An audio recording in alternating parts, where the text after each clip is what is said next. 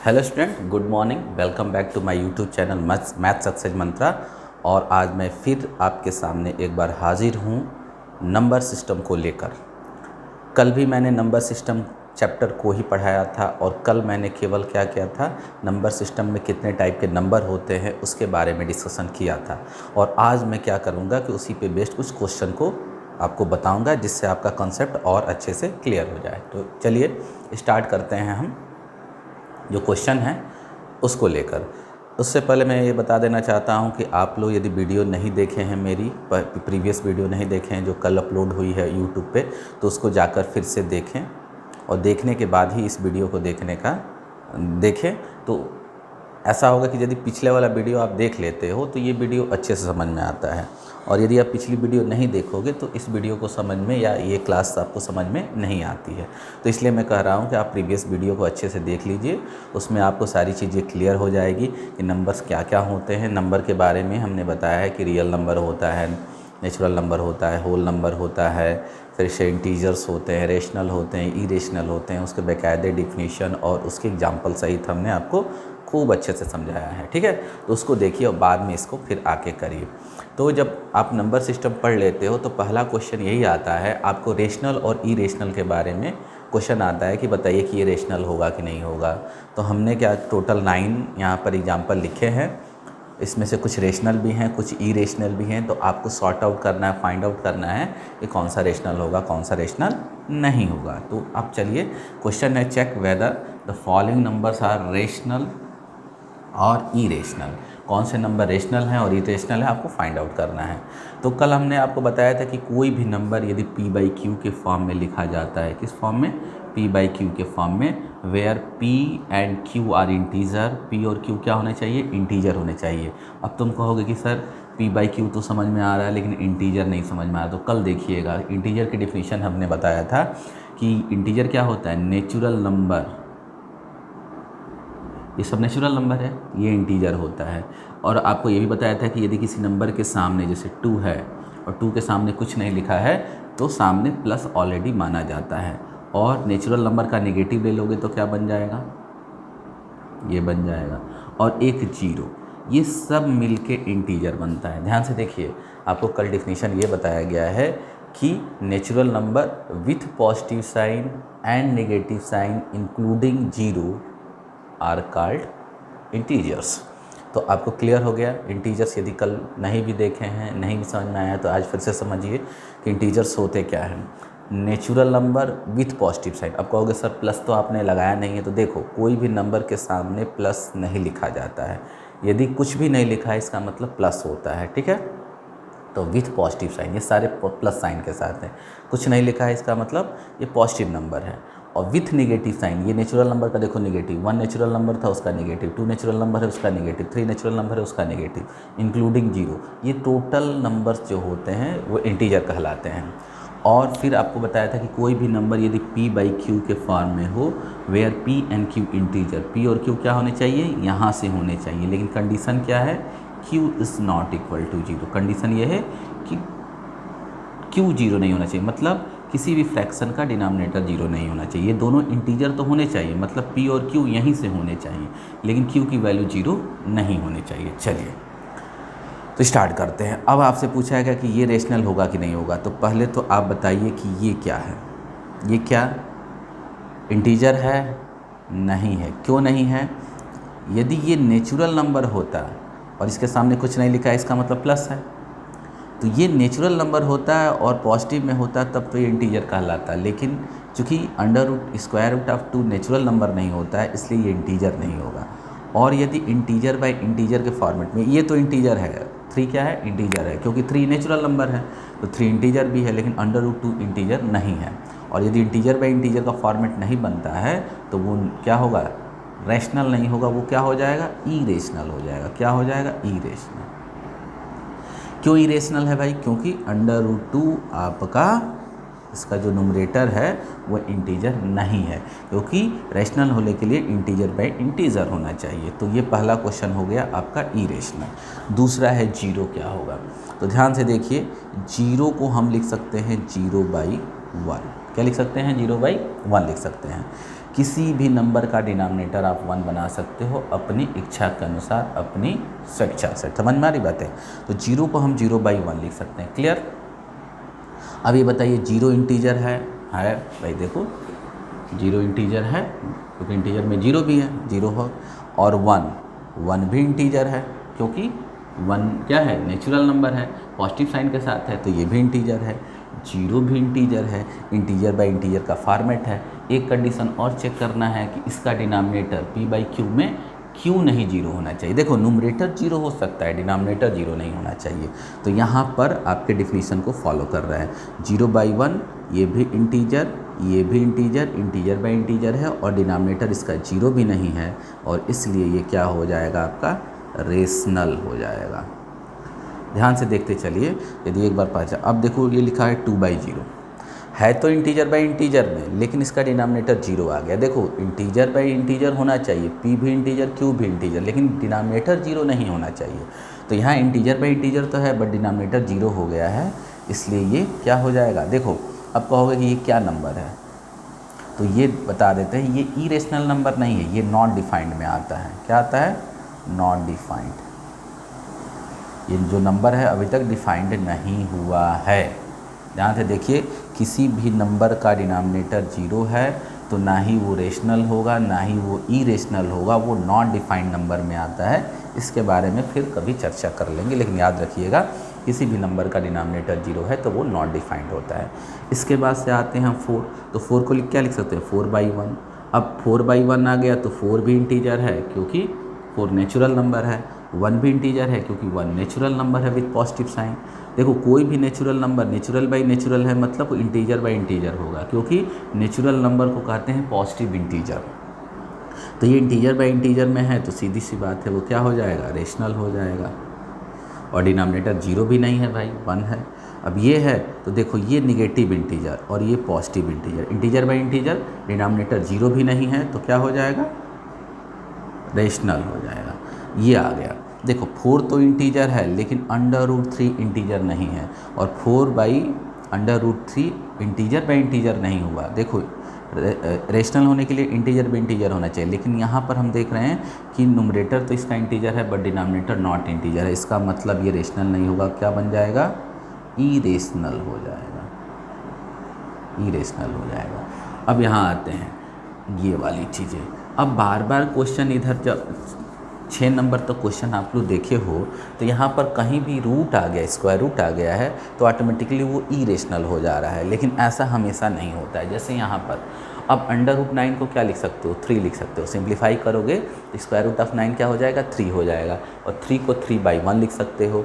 अब ये हो गया आपका इंटीजर, पॉजिटिव इंटीजर, ये भी हो गया आपका इंटीजर, डिनोमिनेटर 0 भी नहीं है तो क्या बन जाएगा, ये रेशनल बन जाएगा।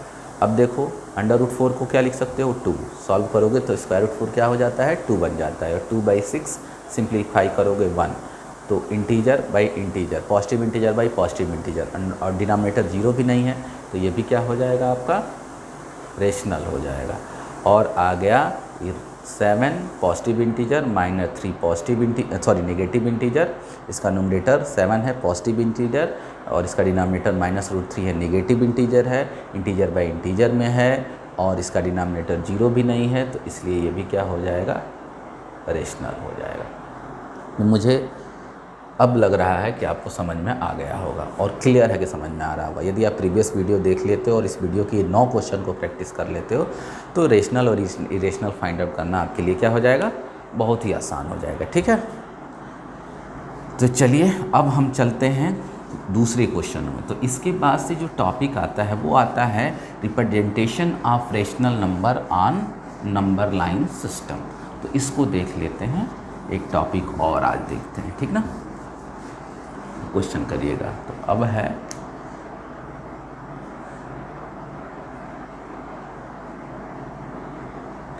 Representation of rational number on number line. अब हम क्या करेंगे, रेशनल नंबर को नंबर लाइन पे डिनोट करेंगे। इसमें 2 टाइप के क्वेश्चन आते हैं। मान लीजिए कि p/q एक रेशनल नंबर है और पहला आता है कि P is less than Q, और इसमें दूसरा क्वेश्चन आता है P by Q and P is greater than Q। ठीक है ना। अभी हम क्या करते हैं, इस पे काम करते हैं। और याद रखिएगा अभी पॉजिटिव रेशनल नंबर, ये भी पॉजिटिव रेशनल नंबर है, ये भी पॉजिटिव रेशनल है, फिर हम नेगेटिव के बारे में बात करेंगे। ठीक है, पहले हम क्या करते हैं, रिप्रेजेंटेशन आप यहाँ पर लिख लीजिए, पॉजिटिव रेशनल नंबर और नंबर लाइन पहले करते हैं। इसमें P बाई Q एक रेशनल है, लेकिन पहला कंडीशन में उसका न्यूमरेटर डिनोमिनेटर से छोटा होगा, तब कैसे रिप्रेजेंट करेंगे, और यदि न्यूमरेटर ग्रेटर देन Q मतलब डिनोमिनेटर, तब कैसे करेंगे। तो पहला हम स्टार्ट करते हैं। तो पहले पर बेस्ट एग्जाम्पल आ जाता है 2/3। इसको कैसे करेंगे, पहले तो फ्रैक्शन के बारे में पढ़ते हैं। एक्चुअली 2/3 किसको डिनोट करता है, तो ध्यान से देखिएगा, यदि ये एक पार्ट है और इसके 3 बराबर पार्ट कर देते हैं 1, 2 और 3, तो 2/3 क्या होगा, इन 3 पार्टों में से 2 पार्ट को डिनोट करेगा। ध्यान से देखिए, इस डिनोमिनेटर का मतलब होता है कि आप किसी होल पार्ट को, जितना भी डिनोमिनेटर होता है उतने पार्ट में ब्रेक कर दो, और न्यूमरेटर का मतलब होता है कि अब 3 पार्ट में ब्रेक करने का मतलब अनइक्वल पार्ट नहीं, ये डिनोमिनेटर का मतलब ये होता है कि आप किसी भी चीज़ को उस डिनोमिनेटर जितना भी दिया हो उतने बराबर पार्ट में ब्रेक कर दीजिए। जैसे 2/3 दिया है तो हम पूरे एक सर्किल को 3 इक्वल पार्ट में ब्रेक कर दिए, और 2/3 का मतलब ये हो जाता है कि इन 3 पार्ट में से 2 पार्ट की बात हो रहा है। मतलब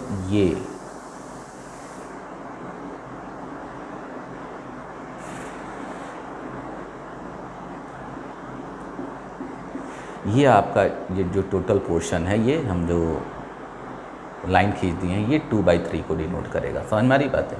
अब जैसे मान लीजिए कि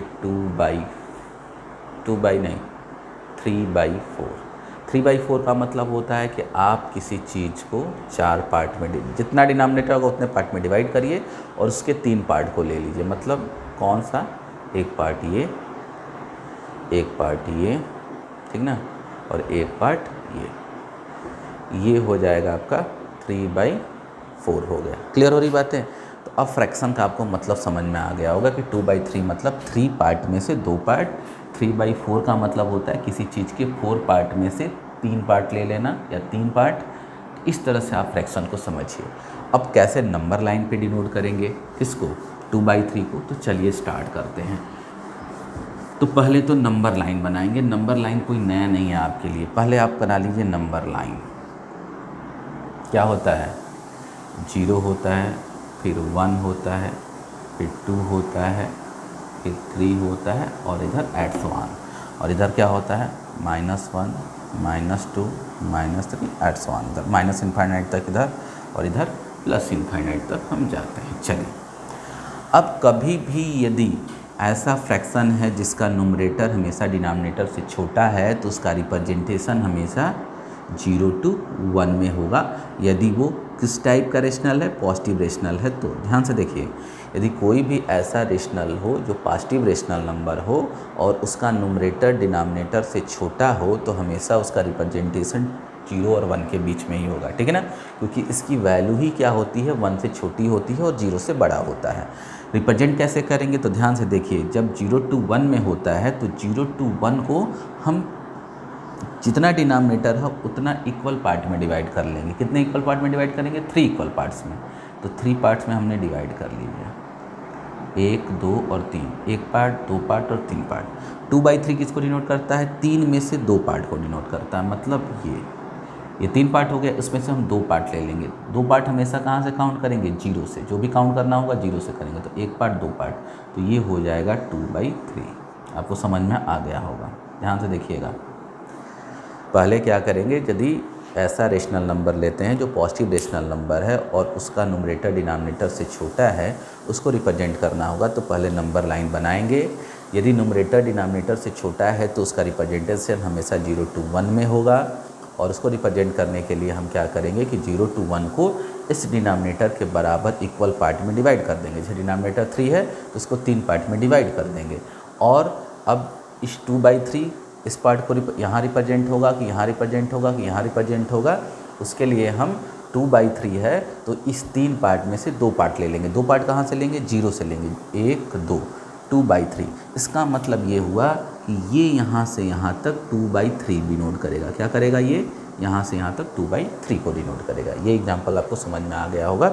जब भी मैं बोल के हट जाऊँ तो आप स्क्रीनशॉट ले लीजिए या वीडियो को पॉज करके क्या कर लीजिए, अच्छे से कॉपी पे नोट कर लीजिए और कॉपी पे इसको लिखिए भी, क्योंकि जैसे स्कूल खुलेगा तो मैं क्या करूँगा, कॉपी भी चेक करूँगा और जो लोग अच्छा किए होंगे उनको अच्छे मार्क्स भी इंटरनल्स मिलेंगे। ठीक है, क्योंकि अभी देख ही रहे हो कोरोना का वो चल रहा है, आजकल कोरोना का समय चल रहा है, तो इसमें इंटरनल मार्क्स पे ही मार्क्स बन जा रहे हैं। जैसे अभी 10th का बोर्ड का एग्ज़ाम कैंसिल हुआ है तो क्या हो गया है, कैंसिल होने का मतलब ऐसा नहीं है कि बोर्ड अपने से मार्क्स दे देगा। हम लोग जो इंटरनल मार्क्स देंगे उसी के अकॉर्डिंग बोर्ड क्या करेगा, आपको नंबर देगा। अब तुम कहोगे कि हम कैसे नंबर देते हैं, तो हम भाई जो अच्छा करता है उसको अच्छा देंगे, जो नहीं करेगा उसको नहीं देंगे। आप क्लास में अच्छा परफॉर्मेंस करेंगे तो इंटरनल आपके बेहतर होंगे, और इसके लिए आप क्लास को रेगुलर करिए, कॉपी बनाइए, और यदि कोई डाउट हो तो मुझे फ़ोन करिए या व्हाट्सएप पे मैसेज करिए, कमेंट बॉक्स में लिखिए। ठीक है, अब चलते हैं दूसरा। अब जैसे मान लीजिए कि आ जाता है दूसरा कोई, जैसे 3/5 आ गया, तो 3/5 के लिए क्या करेंगे हम, ध्यान से देखिएगा, पहले 5 को पकड़ लो। 3/5 याद रखिए, कभी भी न्यूमरेटर डिनोमिनेटर छोटा है तो 0 to 1 वाले को ही डिवाइड करना है। कितने पार्ट में डिवाइड करना होगा हमको? 5 पार्ट में। तो इसको 5 पार्ट में डिवाइड कर लीजिए, 0 to 1 को इक्वली 5 पार्ट्स में। तो ये 5 पार्ट्स में हमने कर दिया डिवाइड, 1 2 3 4 5। अब इस 5 पार्ट में से 3 पार्ट को ले लेना। तो कहाँ से 3 पार्ट? यहाँ से 1 पार्ट, 2 पार्ट और 3 पार्ट, मतलब ये। तो ये आपका हो जाएगा, ये क्या हो जाएगा, एरो से हम भी नोट कर रहे हैं, ये हो जाएगा 3/5। तो हमको लग रहा है कि ये वाली बात आपको समझ में आ रही होगी। चलिए और एक क्वेश्चन कर लेते हैं, जैसे है 4/7। ठीक ना, ये किसका था? 3/5 का है, अब है 4/7। तो अब क्या करेंगे, इसी पार्ट को 7 पार्ट में डिवाइड कर देंगे। तो चलो 1 2 3 4 5 6 7, 1 2 3 4 5 6 7। देखो 0 to 1 को हमने 1 पार्ट, 2 पार्ट, 3 पार्ट, 4 पार्ट, 5 6 और 7 पार्ट में डिवाइड कर लीजिए। क्यों? क्योंकि डिनोमिनेटर के ही बराबर हम क्या करना है, हमको 0 to 1 को डिवाइड करना है। अब उसमें से 4 पार्ट ले लेना है। तो देखो 1 पार्ट, 2 पार्ट, 3 पार्ट और 4 पार्ट, ये आ गया। तो ये किसको रिप्रेजेंट करेगा? 4/7 को। क्लियर? तो यहाँ तक आपको क्लियर हो गया होगा। तो ये आपका कंप्लीट हो गया, समझ में। अब आते हैं ऐसे फ्रैक्शन जिसका डिनोमिनेटर क्या हो, छोटा हो और न्यूमरेटर बड़ा हो। ठीक है ना। अब हम इस टाइप के फ्रैक्शन पे आ जाते हैं जिसका न्यूमरेटर बड़ा होगा और डिनोमिनेटर छोटा होगा। तो फॉर एग्जांपल आ जाते हैं 7/3 पे आ जाते हैं। तो 7/3, तो देखिए जब इस टाइप के फ्रैक्शन आएंगे कि न्यूमरेटर बड़ा, ग्रेटर और डिनोमिनेटर लेस हो गया, तो उसको पहले मिक्स में लिख लेंगे। तो मिक्स में लिखोगे तो कितना हो जाएगा, 2 होल 1/3। लिखने आता है ना। आप क्या करोगे, 7 को डिवाइड करोगे 2 से, तो सॉरी 3 से, तो 2 टाइम जाएगा 6 आएगा, 1 रिमाइंडर आ जाएगा। तो क्या लिखते हैं बताओ, 2 जितनी बार जाता है यहाँ लिखते हैं, जितना रिमाइंडर आता है यहाँ लिखते हैं, जिससे डिवाइड करते हैं। ये 3 2 जा 6 1 7, 7/3। ये तो लिखने आता होगा, नहीं लिखने आता है तो थोड़ा सा आप 8 का पढ़ लीजिएगा। ये मिक्स फ्रैक्शन में लिख लिए। अब मिक्स फ्रैक्शन में जब लिख लेते हैं तो इस नंबर को कैसे रिप्रेजेंट करते हैं, ध्यान से देखिए। मिक्स फ्रैक्शन में जब कन्वर्ट हो जाता है तो हम क्या करते हैं, देखो इसका मतलब होता है 2 होल 1/3, 7/3 का मतलब। तो याद रखिएगा, यहाँ पर जो भी नंबर आ जाए, जैसे 2 आ गया तो यहाँ पर आ जाते हैं, और जब 2 आ गया है तो 2 के अगले वाले मतलब 2 से 3 को हम डिवाइड करते हैं। कितने पार्ट में डिवाइड करेंगे, 3 पार्ट में। ध्यान से देखिए, जब यहाँ 2 आ गया तो हम यहाँ इसको नहीं डिवाइड करेंगे, इसको नहीं डिवाइड करेंगे। ये जहाँ होगा, जैसे 2 है तो 2 पर आ जाओ, और 2 के अगले वाले 2 से 3 को हम डिवाइड कर देंगे कितने पार्ट में, 3 पार्ट में। तो 3 पार्ट में डिवाइड कर दीजिए इसको। अब 3 पार्ट में से एक पार्ट ले लेंगे, तो एक पार्ट क्या हो गया, ये। तो ये किसको रिप्रेजेंट करेगा, 2 होल 1/3 3 को, जिसको हम बोलेंगे 7/3 को। तो फिर ध्यान से देखिए कैसे इसको करना है। 7/3 दिया है तो उसको पहले हम मिक्स में लिखेंगे, मिक्स में लिखेंगे तो 2 होल 1/3 हो जाएगा। और उसको हम रिप्रेजेंट करने के लिए पहले यहाँ पर जो भी नंबर मिक्स में आए, 2 आए तो 2 पे पहुँच जाए, 3 आए यहाँ पर तो 3 पे पहुँच जाना है, और ये 2 आया है तो 2 के अगले वाले जो 1 यूनिट है 2 से 3 उसको डिवाइड करेंगे, वो भी कितने पार्ट में, इस मिक्स के डिनोमिनेटर 3 आया ना तो 3 पार्ट में डिवाइड कर देंगे, और 3 पार्ट में से कितना ले लेंगे, इसका जो न्यूमरेटर आएगा उतना ले लेंगे, और वहीं पर क्या होगा फाइनल 2 होल 1/3 डिनोट करेगा, जिसको 7/3 बोलते हैं। ठीक है, चलिए फिर एक क्वेश्चन देखिए। जैसे मान लीजिए आ गया 6/7/5, इसको जब मिक्स में लिखोगे तो क्या आ जाएगा 1 होल 2/5। तो जब 1 आ गया, यहाँ पर 1 आ गया तो हम 1 पे पहुँच जाएंगे, ठीक ना, कहाँ पहुँच जाएंगे, 1 पे पहुँच जाएंगे। और अब 1 के आगे 1 से 2 को डिवाइड करेंगे, कितने पार्ट में डिवाइड करेंगे, देखो इस पे डिपेंड करता है, 5 पार्ट में, तो 5 पार्ट में डिवाइड कर दो। तो देखो 1 2 3 4 5, 5 पार्ट इक्वली में डिवाइड कर देना। इसमें से कितना पार्ट ले लेंगे, 2 ले लेंगे, तो 1 और 2 ये आ गया, तो ये हो जाएगा 1 होल 2/5, जिसको हम बोलते हैं 7/5। अब यहाँ रिप्रेजेंट करने का मतलब 7/5 किसको रिप्रेजेंट कर रहा है, यहाँ से लेके यहाँ तक के लेंथ को रिप्रेजेंट कर रहा है, समझे, इसको नहीं रिप्रेजेंट कर रहा है, यहाँ से लेके यहाँ तक के लेंथ को रिप्रेजेंट करता है 7/5, मतलब 1 होल 2/5 यहाँ से यहाँ के यूनिट लेंथ को डिनोट करता है। ठीक है, चलिए और क्वेश्चन एक करते हैं, और आज यहीं तक इस दोनों क्वेश्चन को अच्छे से कर लीजिएगा कॉपी पे रिप्रेजेंटेशन। अगला है आपका जैसे 9/4 हो गया, तो ये कितना हो जाएगा, 9/4 नहीं लेते हैं, 9/5 लेते हैं, तो कितना हो जाएगा 1 होल, चलो 12, 2 होल 2/5, ये होगा ना। अब क्या करेंगे हम, 0 1 2 3, यहाँ पर क्या आ गया, 2 आ गया, तो यहाँ पर आ जाएंगे, ठीक ना। और अगले 2 के अगले वाले पोर्शन को, यहाँ तक को कितने पार्ट में डिवाइड करेंगे, ये जो डिनोमिनेटर आया है 5 पार्ट में, तो 5 पार्ट में डिवाइड कर लिए, 1 2 3 4 5 पार्ट में डिवाइड कर लिए, इसमें से कितना ले लेंगे, 2 ले लेंगे, तो यहाँ पर आ गए, तो ये रिप्रेजेंट करेगा 2 होल 2/5 को, जो 12/5 को रिप्रेजेंट करता है। समझ मेरी बात, मतलब ये हुआ कि यहाँ से यहाँ तक की लेंथ 12/5 होगी, यहाँ से यहाँ तक की लेंथ, समझ मेरी बात। तो मुझे लग रहा है कि आपको ये बात समझ में आ गई होगी कि रेशनल नंबर को कैसे रिप्रेजेंट करेंगे हम, और अगली क्लास में जब हम आएंगे तो आपको बताएंगे कि कैसे रेशनल नंबर, 2 रेशनल नंबर के बीच में हम रेशनल नंबर फाइंड आउट करेंगे। तो कितने रेशनल नंबर, अब क्वेश्चन आपसे पूछता है 2 रेशनल नंबर दिया रहेगा और आपसे कहेगा कि इसके बीच में 2 रेशनल नंबर फाइंड करो, या 3 रेशनल नंबर फाइंड करो, या 5 रेशनल नंबर फाइंड करिए, या 4 रेशनल नंबर फाइंड करिए, क्योंकि आपको मालूम होना चाहिए किसी भी 2 डिफरेंट रेशनल नंबर, जैसे P और Q 2 डिफरेंट रेशनल नंबर हैं, ठीक ना, तो इनके बीच में इनफाइनाइटली रेशनल नंबर होते हैं। और आपसे क्वेश्चन में यही दिया होगा, 2 रेशनल नंबर दे देगा और आपसे कहेगा कि इसमें के बीच में 1 रेशनल नंबर फाइंड करिए, या 2 रेशनल नंबर फाइंड करिए, या 3 रेशनल नंबर फाइंड करिए, या 4 रेशनल नंबर फाइंड करिए। तो जितने भी नंबर कहेंगे कि कितने रेशनल नंबर फाइंड करने हैं 2 गिवन रेशनल नंबर के बीच में, तो वो हम फाइंड आउट करेंगे, लेकिन वो नेक्स्ट क्लास में, ठीक है।